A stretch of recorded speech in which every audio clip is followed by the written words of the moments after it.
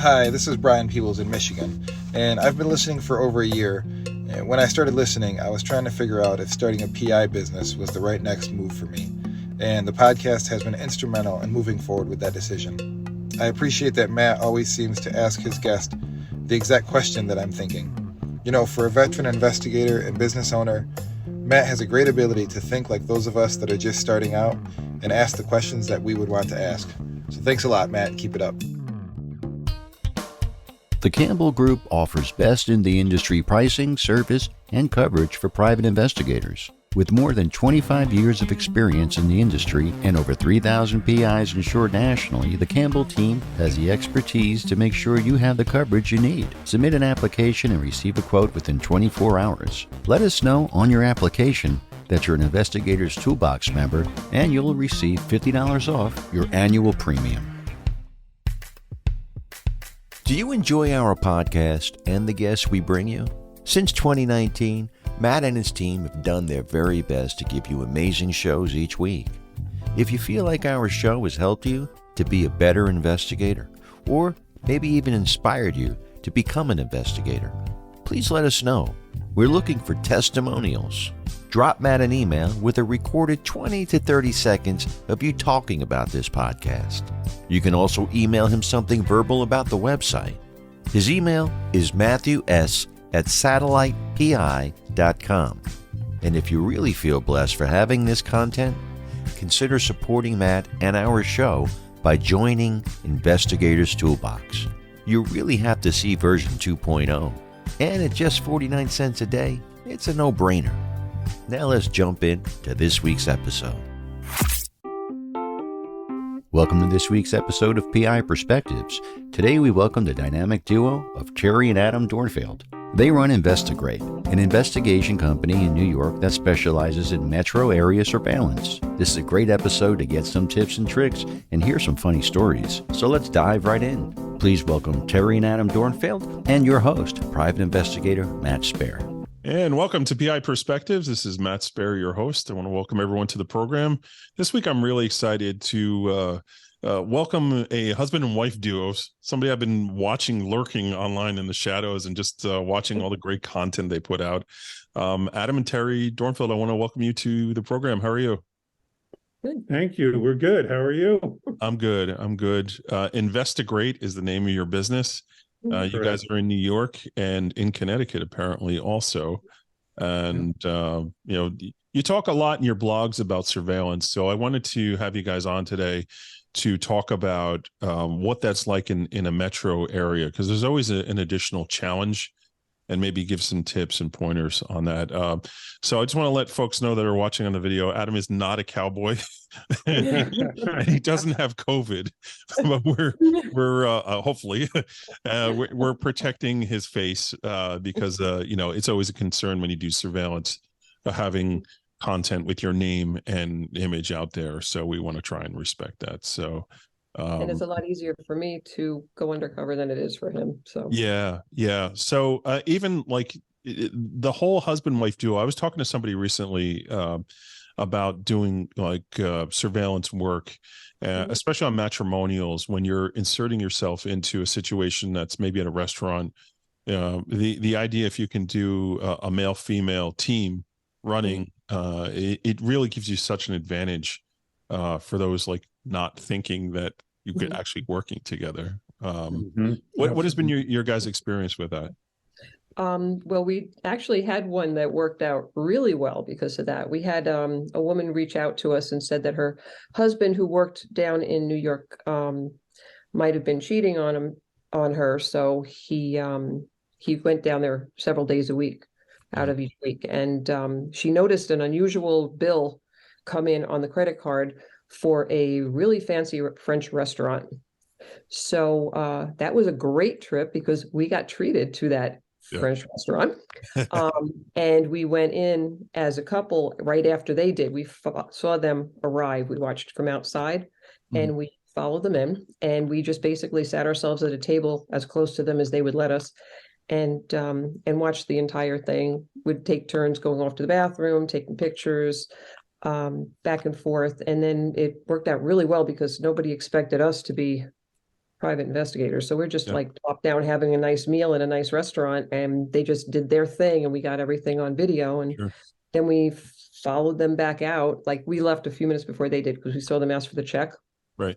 We told them we had tickets to a Broadway show, so we had to get out of there. So they quickly got us right out the door. And then we went outside. I flipped off the heels, put on the flip-flops, and we followed them all the way down to Broadway. And it was great because we were in, like you said, an urban situation. And in New York City, there are tourists everywhere. Everywhere. So Yeah. what happened was he pulled out his video camera, like his regular full-blown video camera, and just walked around, and everybody just assumed that we were tourists looking at everything. So when they turned around, he'd go, "Oh, look at the," and then he'd go, Right. he'd go back down and just continued on. They had absolutely no idea. We Yeah. followed them. I'm Like- sure you did tons of PDA and all that. So I think the burning question that everyone wants to know, Adam, is did they make you take the hat off in the French restaurant?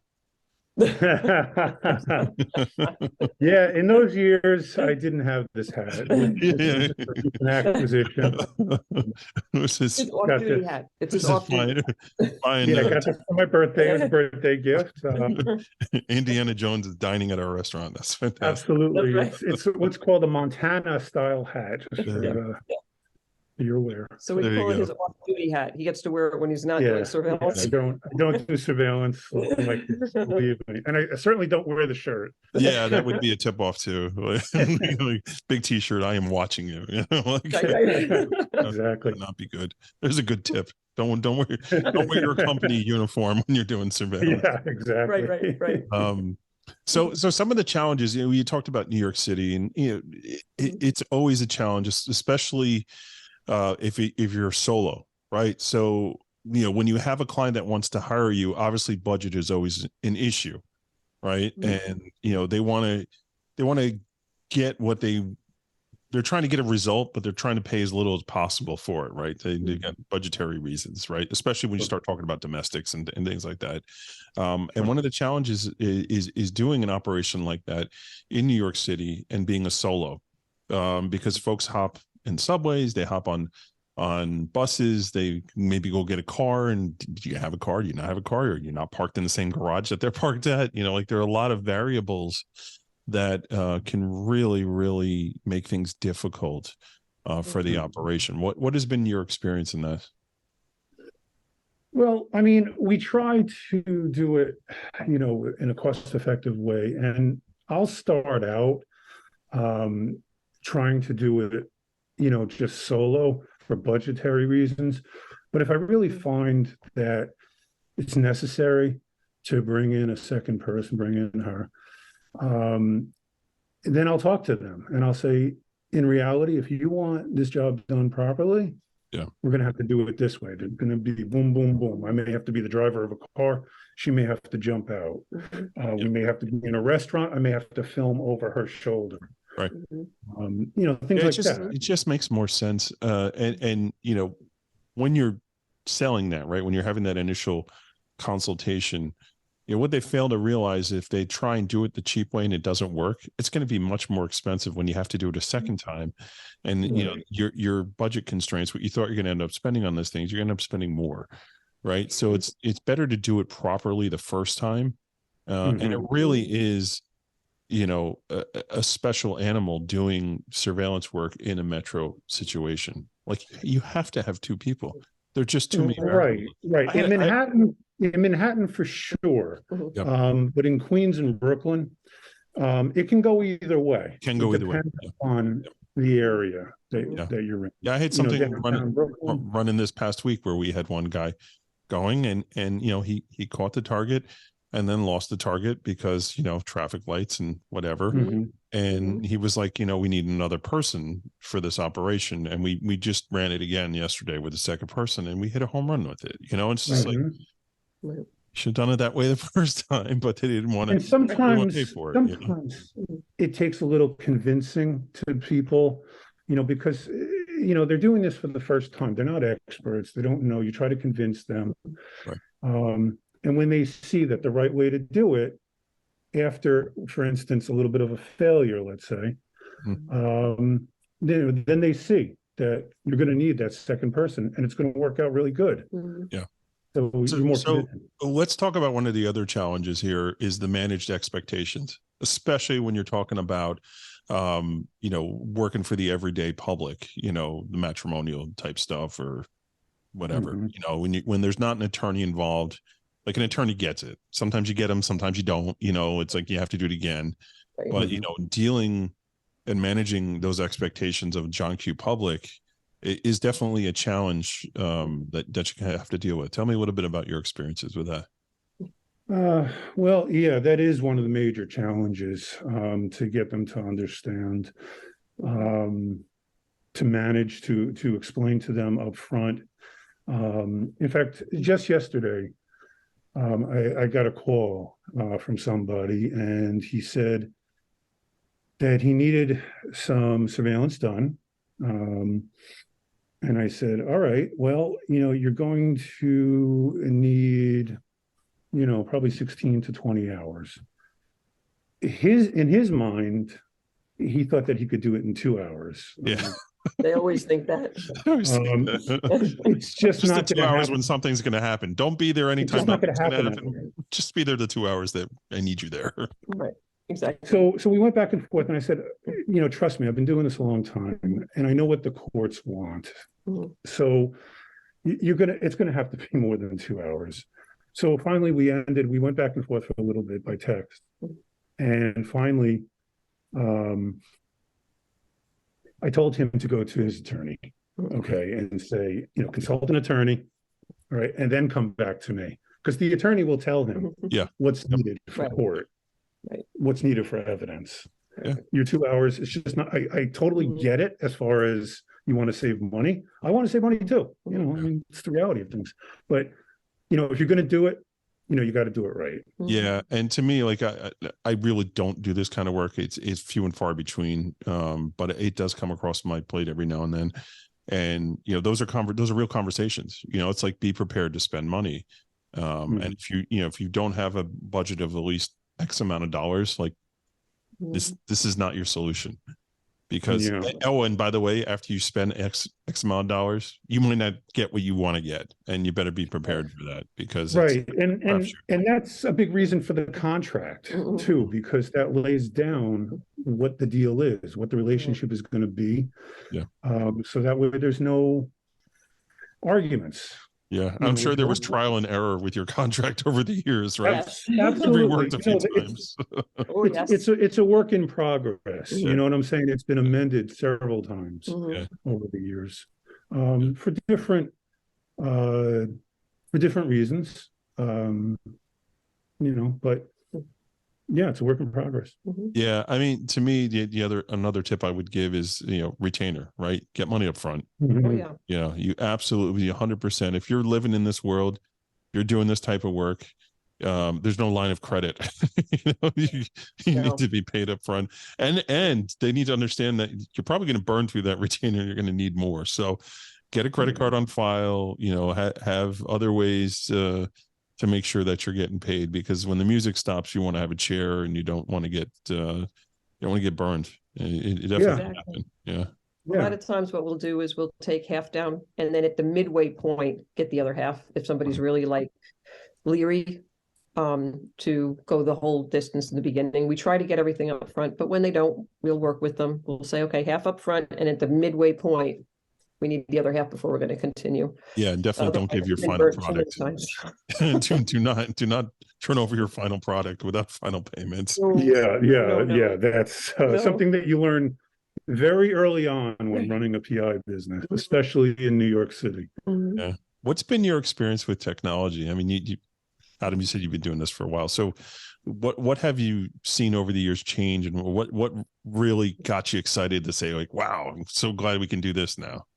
Yeah, probably the two biggest things technology-wise are the smartphone, where everything is at your fingertips, all the resources and whatnot, and also the Waze app, because GPS, I would not be able to get around New York City the way I do without it.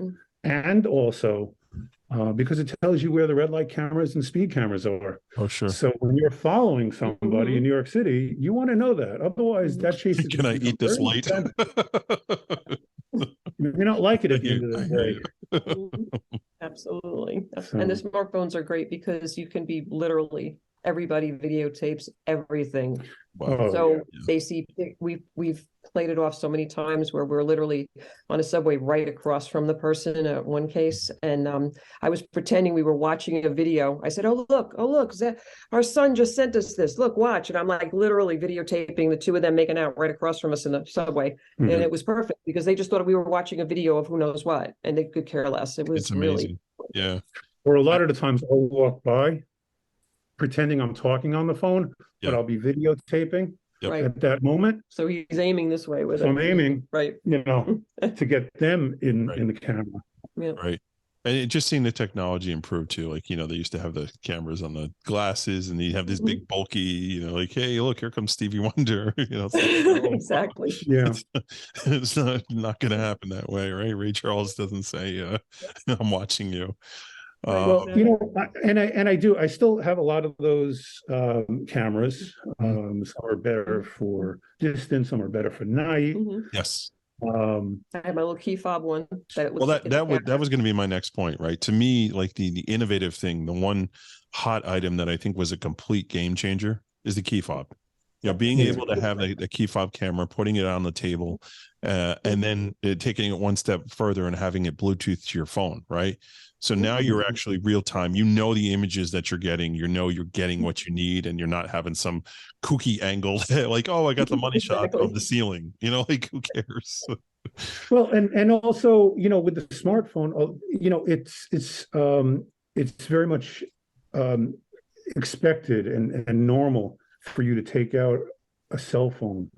And when you're taking pictures, for instance, yesterday I'm taking pictures, I'm doing a surveillance and I'm taking pictures of the person, and then I'm just panning, it's video, and I'm panning up to the bridge. Whenever she looks at him, he just went, ooh. Right. So I got them on video, but I also, I'm making it seem like I'm videotaping the bridge, just a tourist type thing. So I'll tell you a funny story real quick before we take a break here. So I had an extremely challenging case many, many years ago. And it was one where we needed to get photos of a stairway, the steps, and a situation in a gentleman's club, right? And it was like the VIP area of the gentleman's club.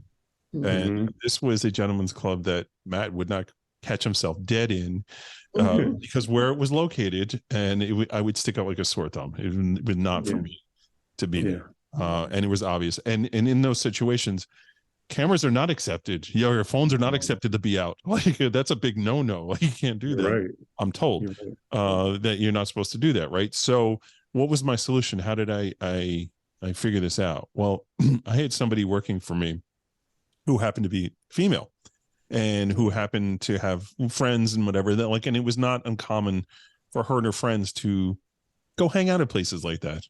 Hey, what you do in your own time is your own business. I don't need to know about that, right? But it was like, hey, I could handle this for you. And it was funny to see how a security at this particular establishment didn't care that a female had a phone out taking pictures. It wasn't anything that was like, oh, it's like, oh, I'm taking pictures of my friends. Oh, here's the steps, like this and that. Like we were able to get what we needed to get. And it just being creative in that particular way. And the end of that story was we got exactly what we needed.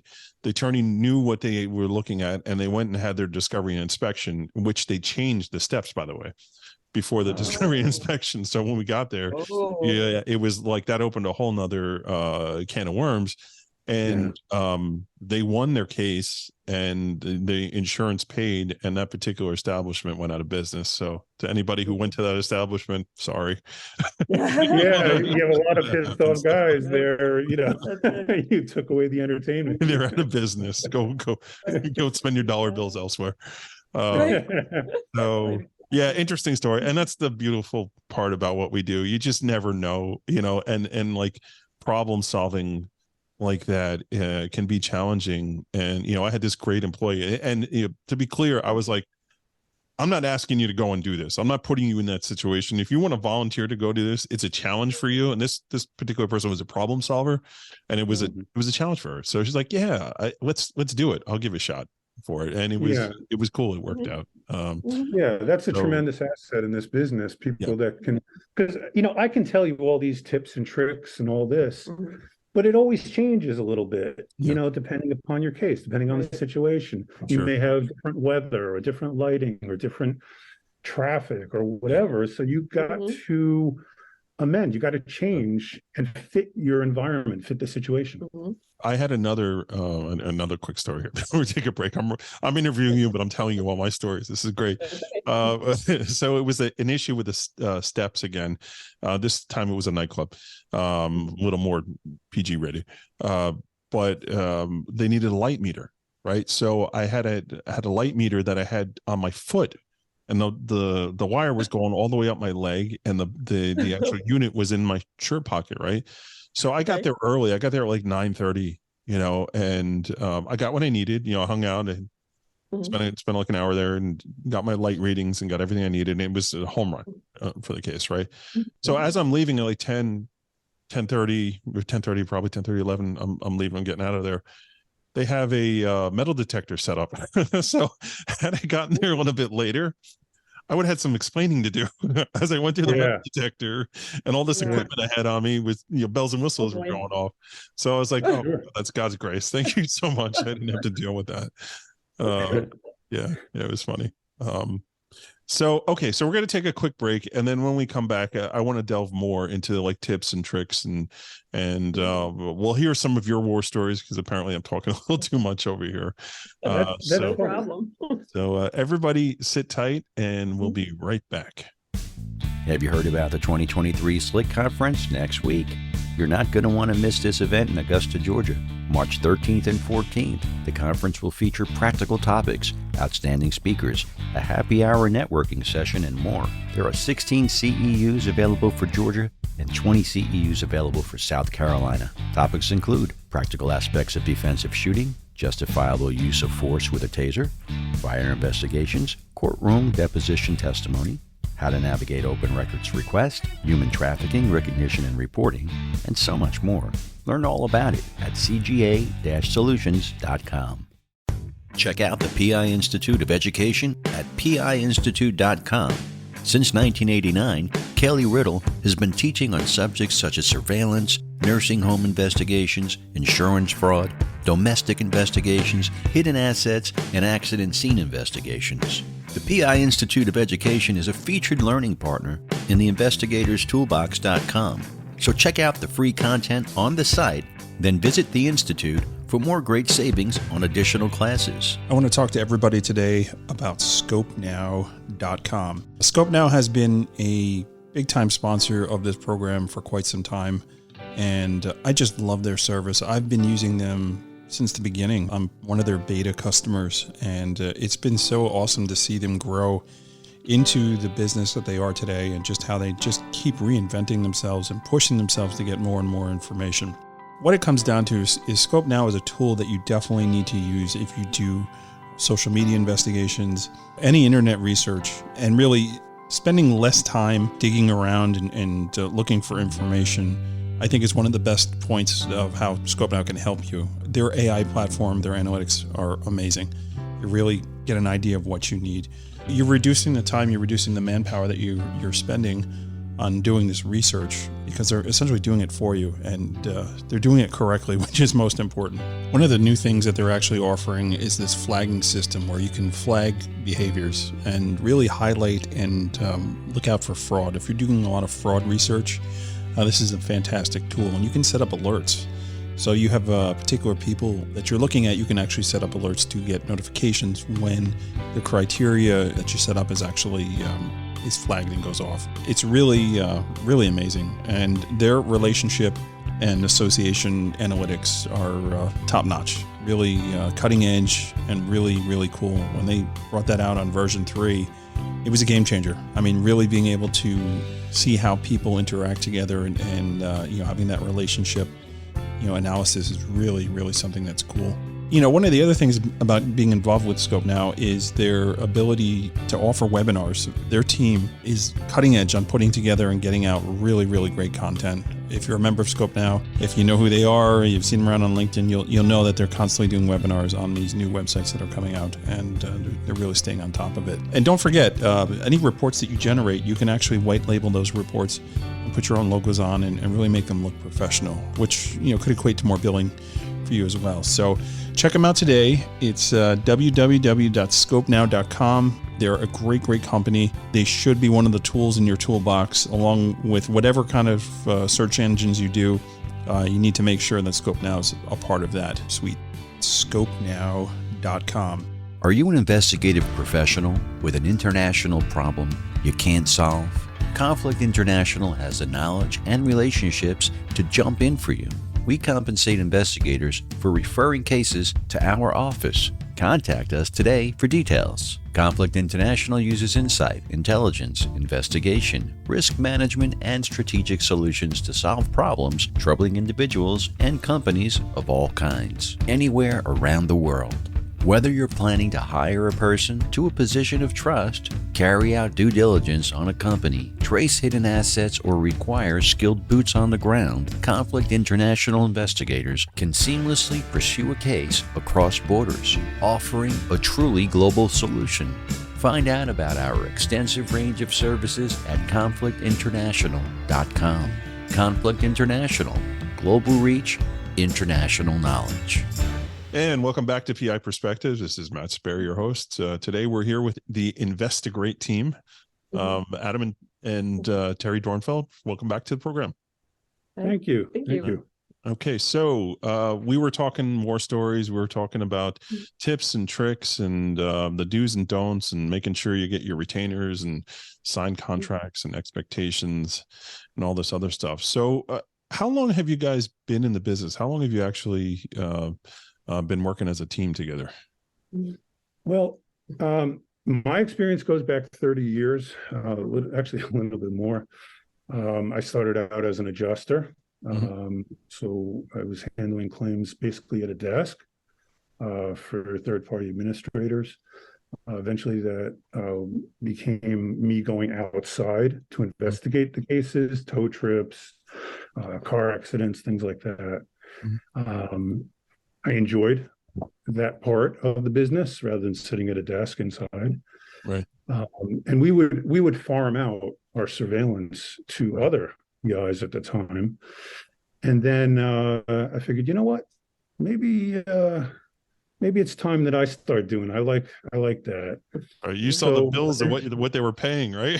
Yeah, exactly. I paid the bills. Exactly. So eventually it I got my surveillance experience from another PI in Connecticut, but I was able to do all sorts of rural, suburban, urban surveillance, whether it be Waterbury, New Haven, or maybe out in the boondocks. So I had a whole bunch of different types of surveillance experience. Yeah. We're originally from New York. Yeah. We started there because if we could do that, then we could do it any place. So. Yeah, of course. Sure. Right. No, and she's been with me, every step of the way. Right. So she's heard all the war stories. Well, I'm saying, do you guys turn it off when you're having dinner? It's like, I don't want to talk about this case. No, it's on. You know what? It's on 100% of the time, but we don't. When you're running your own thing and you like what you're doing, it's not work. This is our life. So we enjoy it, and we talk. I mean, not every day is a great day, and not every customer is a great customer. Right. But for the most part, we're having a good time. Oh yeah. Yeah. Making money. I was talking with a buddy of mine last night about that. It just, like, how amazing is it to do something that you love? And he was like, sometimes I'm concerned that I obsess about business too much. It's like all I think about. But he's like, honestly, like, I love what I do, and it's just, it's my DNA. I can't help it, and it's exactly. not, it's exactly. You know, It doesn't feel like work. When you love it, it doesn't feel like work. Right. Yeah. And it's like, I'm never not going to answer my phone. And like, my wife understands that, right? You know, it's like, I gotta answer my phone. You know, I'm either on a plane or, you know, maybe I'm sleeping. Like, those are the only two times I'm not doing it. But when you get up to go to the bathroom in the middle of the night, then you look at your I try not to do. No, all joking aside, that's a real problem, right? I try not to do that because you wake up and then you look at your phone and then your brain starts motoring. Oh, I got to make sure I do this. I got to make sure I do that. I got to make sure I do this. And next thing you know, I'm not going back to sleep, you know? So exactly. I don't do that. I try not to do it. It takes real discipline to leave the phone alone at 2, 3, 4 in the morning. You know, just let it go. You know, I only live on 6 hours. hours. I live on 6 hours of sleep every night. So it's like, I got to dedicate those 6 hours to actually getting rest. So it's important. You got to be on your A game, right? Yeah. Look at me. I'm only 22 years old. Look at me. You know? Right. Exactly. Yeah. Well, I'm 25. Look at me. I mean, Yeah. There you go. You can't see it, you're under a mask. Right. Yeah. It's we get teased all the time though, because my friends will be like, you can't be serious. You actually can spend 8 hours in a car with your husband and not kill each other. Right? Yeah, that's the other question. And I'm like, no, it's not a problem, because we just, you know, we've just always gotten along so well that it doesn't matter. But it's great in a lot of surveillance cases where we don't know in the city if it's a person who's going to be on foot. Are they going to be in a train but where are they going to be? That we'll pull up and he'll literally jump out of the car. I'll jump into the driver's seat. We'll just go that route so that I'll follow the bus that they're on, or I'll follow wherever they are, or go to the other end point that we think they'll be at and meet them there. So it works really well in that respect. Can you tell me a situation that you're in where things completely went a different way than you thought they would, and how did you handle that as it happened? Well, we had this big case with, of all people, 2 lawyers. What happened was, well, technically it was 3 lawyers. It was 2 lawyers, and then the other person was a lawyer. The husband was a marathon runner, all right, and he and this other friend used to meet up at these marathons to run together. And the wife started wondering what was going on with this, and felt like they were, whenever they used to come over, they'd get together. They were in different states, but they'd get together for these things. And she'd met her a couple of times, and you know, it seemed somewhat transparent that everything was fine, but she noticed that it was just a little too cozy when they were there, and that he would, you know, do some getter things and such. And he'd be, yeah, they were friends. We're friends. We just have this in common and everything. So she said, you know what, they're doing the half marathon in New York City. Thank God it wasn't the New York City Marathon. I was going to be like, poor Adam's running the marathon. It was the New York City half marathon. For 2 people who spend their time sitting in a car. Suck it up. Either we're sitting in a car or I'm sitting at a desk doing OSINT stuff. And I'm like, yeah, this is going to go really well. So we get there and we said, okay. So we knew, based upon, she had gotten a bill from the, from where he had the car parked. Okay, so we knew the general area. We thought it was going to be relatively easy. She said he was very, okay, this is the hotel I'll be at, you know, and I'm going to be here and parking there, blah, blah, blah. The only thing that was correct was where he parked the car. First of all, the hotel that he gave her was closed for renovations.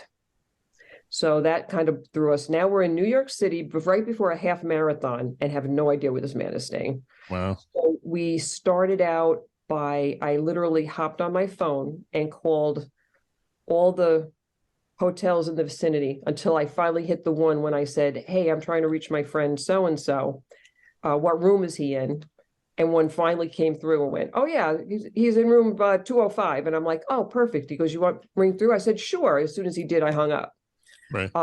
So now we knew where he was. So now we're parked out. You didn't listen for the girl picking up the phone? Come on. couldn't take the chance, because he probably would have thought it was his wife and he would have been freaking out because she would never have known where he was. Right.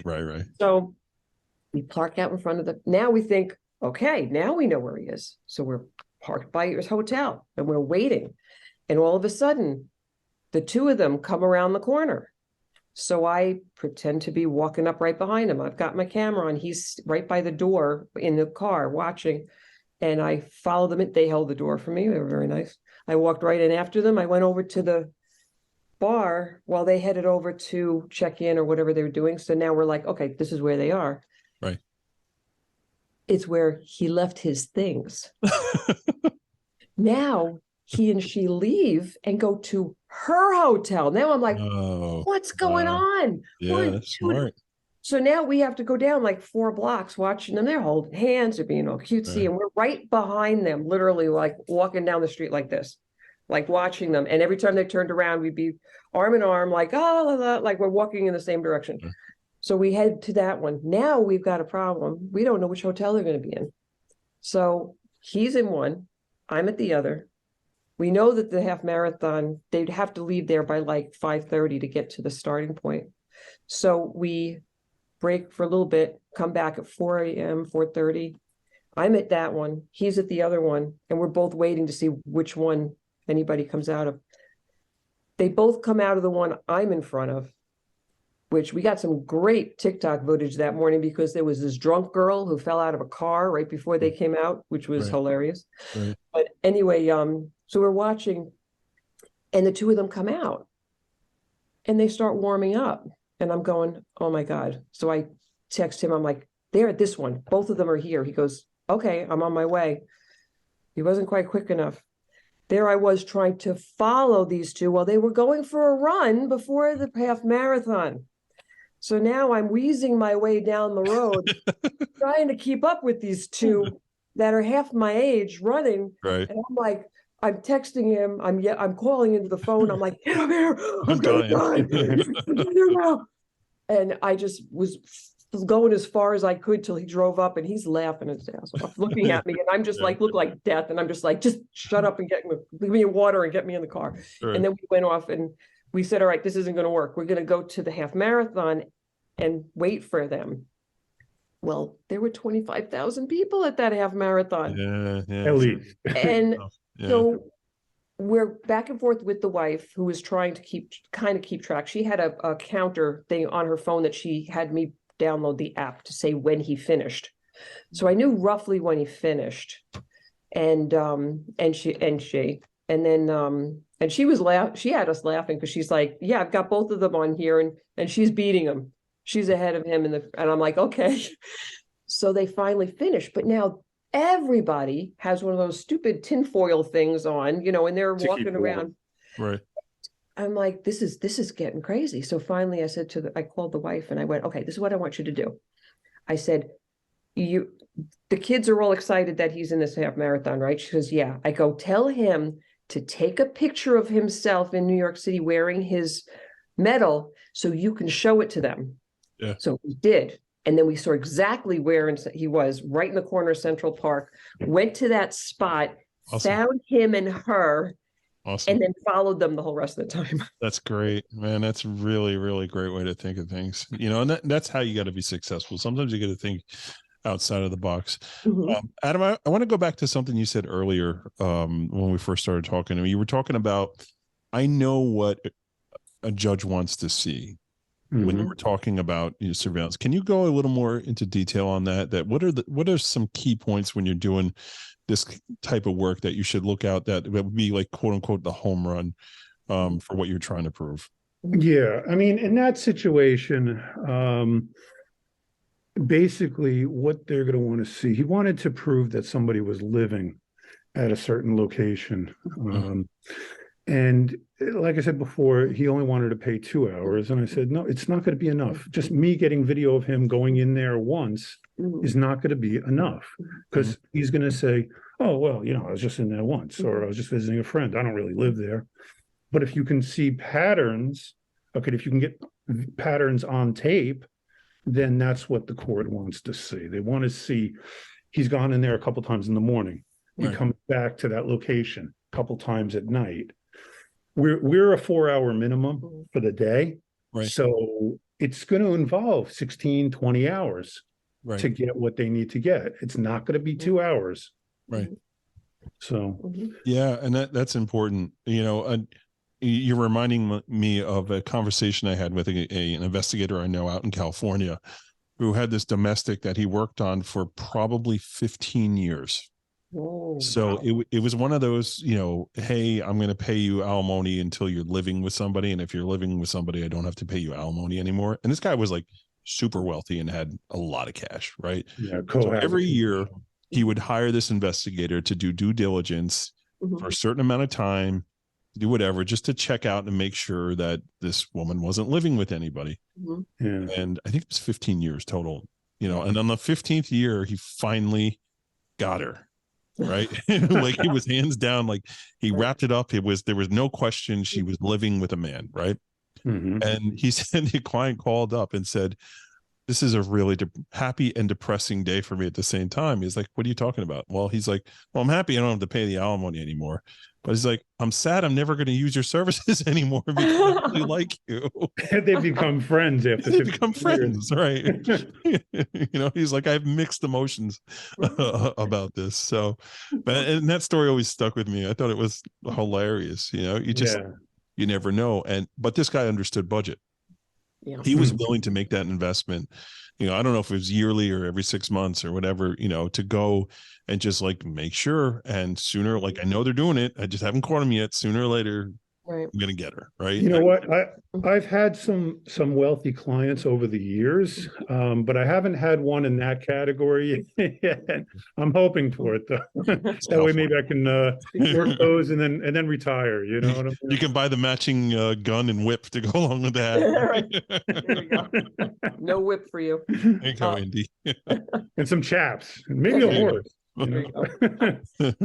Also, that comes up also a lot with our workers' comp cases, because you need to make sure you can't just say they can excuse away, oh, I'm helping a friend out. Right. But if you catch them several times, especially at different locations when they're doing workers' comp into things, to catch them working somewhere else really is a big help. And that's what some of the bigger guys understood when we would say to them, you're going to need like a lot of hours on this to make sure that you can prove not only that they're doing something at some other place, but that they're not injured.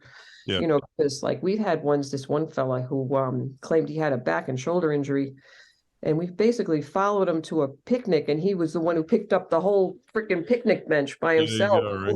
And then he was playing lacrosse with his son. So. And I'm like, oh, this was perfect.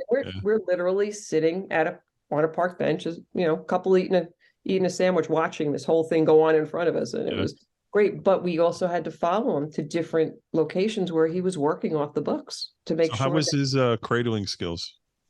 Was he good with the lacrosse stick or what? It could have been better. Yeah, it could have been better. I mean, he knew how to pass and catch, but was he a defender or what was the size of the stick? I'm very curious. It wasn't a defense stick. There you go. Those are challenging. I had a friend who played defense, lacrosse defense. So a completely unrelated topic. I was a goalie in soccer, and I played like really competitive goalie. And I started playing lacrosse at one point, and I was like, there's no way you'll ever get me to play goalie in lacrosse. Like those guys wear no protection. Like, I'm not. The balls are hard. Yeah. And lightning fast. Yep. Right. But that's a different show for a different day. So the one final topic I want to talk about here, just to kind of close everything out, and I'm sure you guys can speak to it, is with regards to rates, right? We're not going to sit here and talk about what you should charge an amount or anything like that. But what you shouldn't do is you shouldn't lower your rate. You shouldn't do concessions. And it's always a challenge when you're starting up. And it's always a challenge when you're working with carriers because, hey, we got a budget here. But understanding that we're a service industry and, there's experience behind what we do, and you're paying for expertise, right? And I think it's really, really important that you are consistent with your rates and your billing, and it is what it is, and don't ever apologize for what you charge. Don't say like, here's my price list, I'm sorry. Like, don't ever do that. And I think a lot of people make mistakes doing that, right? Yeah, absolutely. We're not out there to be the cheapest PIs. We're not in that forum. Right. We're in the forum of, we have experience. We've been doing this a long time. We know what we're doing. We get results. Great's part of the But name. therefore, you have to pay for it. Right. And if you can't afford it, then here's the thing. Save up and then call me in 6 months. How's that? And then you'll have a chunk of change and you'll be able to do it right. And he's done that before too. When people I tell people that I don't need it right now. I want you to come back when it's right, when you have the money, when you feel good, and when I can do it right. Yeah. So, yeah, I mean, that's an important thing, right? And to me, like, I don't deal with junkie public, so I just don't want to deal with it. You know, I've had situations where, you know, even it was a potentially a criminal case, right? And somebody had lost their life, right? So this criminal attorney was considering pressing charges against a building or do whatever, and there was some investigative work that needed to be done, and he was like, the family's going to hire you. And I'm like, I really don't like that, man, because it's probably not going to turn out the way that they want it to happen. And I'm really reluctant to do this. And he's like, you know, can you do me a favor and just look into it? So I'm like, okay, so this is what we're going to do. We're going to do we're going to hit marks, right? This is what's going to be for us to start. We're going to develop some information. If we're going to continue, we're going to go this way. If we're going to continue, it's going to go there, right? And we started doing the exercise and getting to where we needed to go. And the next thing I knew, like they spent, I don't know, $3,000, and we got results, but unfortunately it wasn't the results they wanted to hear, you know? And it's just like, I'm sorry, you know, that it turned out that way, but it is what it is. And that's the other thing. And we'll close on this. So, like, the other thing to remember, like, the surveillance, the challenge of this is that it's not going to turn out the way your client wants it to turn out a majority of the time. And they need to understand that, right? Yeah. I mean, and like going, you know, like what I said before, the contract is a big part of that. You know, it lays out what's going to happen. And it says there in my contract, it says there are risks. There's no guarantees that you're going to get the result that you want. Yeah. And you've signed at the bottom of this piece of paper that you understand that. Yeah. So, you know, we can have, and yes, I do have conversations with people. It's not my favorite part of the job, but you know, as the years go on, you become better at those conversations. Sure. Also, you know, Terri is my PR person as well, because sometimes I can get a little bit emotional. Yeah. And then she has a good way of emailing or texting or even getting on the phone and talking to smooth things over so that they can understand. And I think it's good. You know, she's got that skill of cool head, you know. Yeah. I mean, we don't want to be counselors. I've had that situation too, where somebody's like, you caught my wife cheating and it's my fault. I've been a terrible husband. I was like, yo, man, like, you need counseling. I'm not a counselor. I can't help you.